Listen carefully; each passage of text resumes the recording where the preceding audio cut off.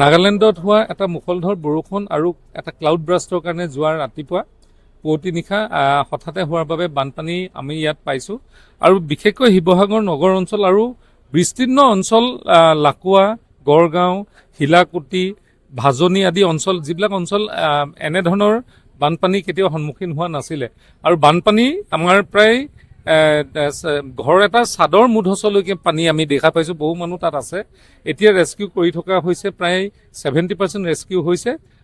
মাননীয় মুখ্যমন্ত্ৰী ডাঙৰীয়াই বিভিন্ন অঞ্চলৰ পৰা SDRF NDRF এয়াৰফ'ৰ্চৰ হেলিকপ্টাৰ 4খন আমাৰ ৰেডি কৰি থকা হৈছে।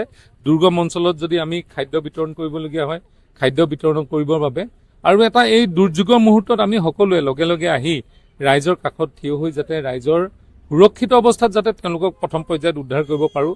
ক্ষতি হৈছে বিস্তীৰ্ণ, এই ক্ষতিবিলাকৰ কথা আমি পিছত আলোচনা কৰিম।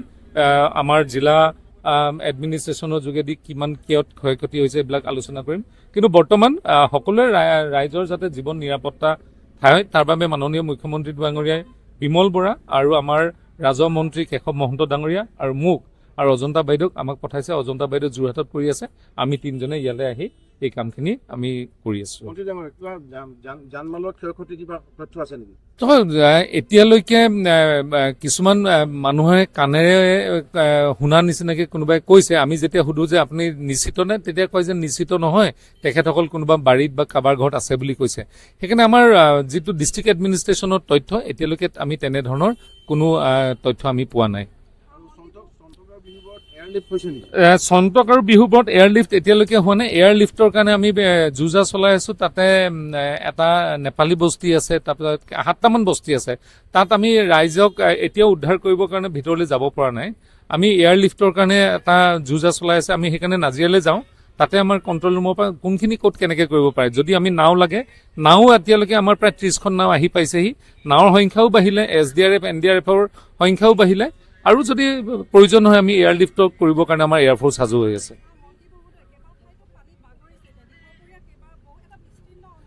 আমি হয়, আমাৰ পানী আমাৰ দিশৌ বহুকেইটা মথাউৰি বহুদিন আমাৰ পুৰণা মথাউৰি অভাৰটপিং হৈছে, পানী বাগৰিছে আৰু জাজি অঞ্চলত এটা সৰুকে ব্ৰিজ এটাও হৈছে।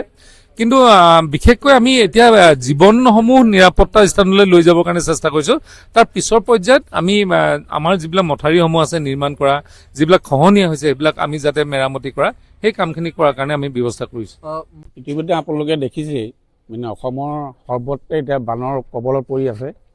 আৰু তাৰ সমান্তৰালকৈ আমাৰ দিখৌ নদী, শিৱসাগৰ জিলাৰ দিখৌ নদীখনে মানে এটা ৰুদ্ৰ ৰূপ ধাৰণ কৰিছে।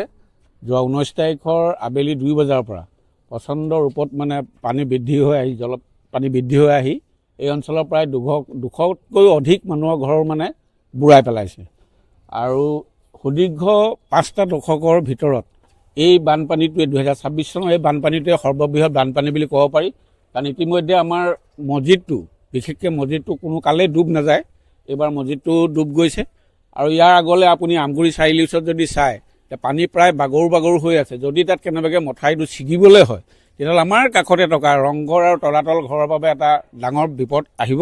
আৰু লগতে এটা বৃহত্তৰ অঞ্চল, মানে ৰংপুৰ পঞ্চায়তৰ বৃহত্তৰ অঞ্চল এটা বিস্তৃত মানে ধ্বংস হোৱাৰ মানে এটা আশংকা কৰিব পাৰি। গতিকে আমি আহ্বান জনাইছোঁ চৰকাৰক। আৰু এতিয়া বিশেষকৈ এই অঞ্চলটোত মানে অত্যাধিক দুখীয়া মানুহ বহুতখিনিয়ে আছে। তেওঁলোকক অন্ততঃ চৰকাৰৰ ফালৰ পৰা এতিয়ালৈকে বৰ্তমানলৈকে মই দেখাত এতিয়ালৈকে কোনো ধৰণৰ চৰকাৰী বিষয়া বা দায়িত্বপ্ৰাপ্ত কোনটো মন্ত্ৰী বিধায়ক এতিয়ালৈকে অঞ্চলটোত আহি প্ৰৱেশ কৰা নাই। আৰু বিগত দিনতো তেনেকৈ নাহে, মাত্ৰ ৰেচন কেইটামান দি পেলাই পঠিয়াই দিয়াৰ কোনো দায়িত্ব সামৰে।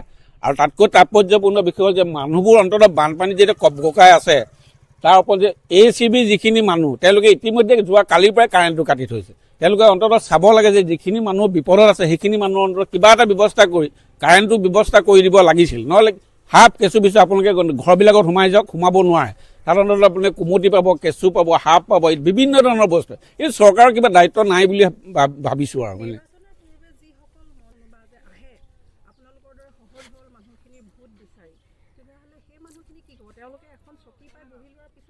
সেইটো মানে ৰাজনৈতিক নেতাসকলৰ কথাটো মই নকওঁ। মানে ৰাজনীতি বুলি ক'লে মোৰ এতিয়া মানে ঘিনেই লাগে আৰু কাৰণ প্ৰতিটো নিৰ্বাচনতে ৰাজনৈতিক বিষয়াসকল আহে চলাহী কথাৰে সাধাৰণ অকল আমাৰ অঞ্চলটো বুলিয়ে নহয় বিভিন্ন অঞ্চলতে তেওঁলোকে কি কয় চলাহী কথাৰে মানে এটা মানে ডাঙৰ টোপ দি পেলাই গুচি যায় তাৰপিছত মানুহখিনি মানে জলাঞ্জলি দিয়ে বিভিন্ন ধৰণৰ বিপদ আচলতে চৰকাৰৰ এটা দায়িত্ব বা স্থানীয় প্ৰশাসন বা গাঁও পঞ্চায়তৰ এটা দায়িত্ব জিলা প্ৰশাসনৰ এটা দায়িত্ব আছে যে জনসাধাৰণৰ সুৰক্ষা অন্ন বস্ত্ৰ বাসস্থানৰ সুৰক্ষাটো তেওঁলোকৰ এটা নৈতিক দায়িত্ব গতিকে তাকো যদি পালন নকৰে আমাৰ লিখি সাধাৰণ মানুহে গৈ জনসাধাৰণক আৰু সোঁৱৰাই দিব নালাগে আমাক কিবা সহায় কৰক আমাক ব্যৱস্থা কৰি দিয়ক বুলি কোৱা এটা চৰম লজ্জাৰ বিষয় বুলি মই অনুভৱ কৰোঁ